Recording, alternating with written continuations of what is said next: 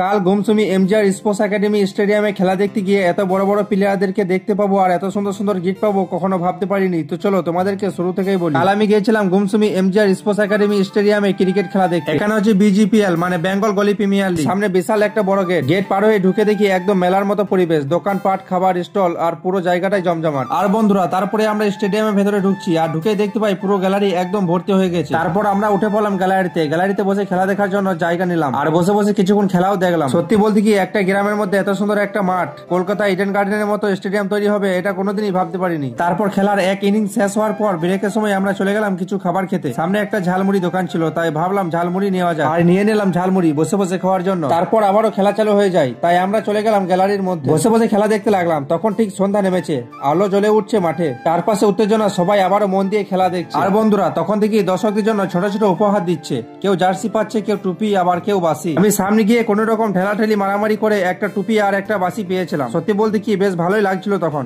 আর তখন মাঠে চলছিল জগৎ সরকার বনাম কারনামবালা একদম জমজমাট খেলা। তারপর খেলা শেষ করে আমরা বাইরে বেরিয়ে এলাম। বাইরে এসে দেখি ছাগলের টিকিয়া, তাই বসে পড়লাম খেতে। তখন প্রায় অনেক রাত হয়ে গেছে, কিন্তু মজাটা একদমই আলাদা। খেলা চলবে 4 তারিখ থেকে 8 তারিখ পর্যন্ত। তোমরা কোন দিন আসছো কমেন্ট করে জানিও। আর এই ভিডিওটা এখানেই শেষ করছি, দেখা হবে পরের ব্লগে।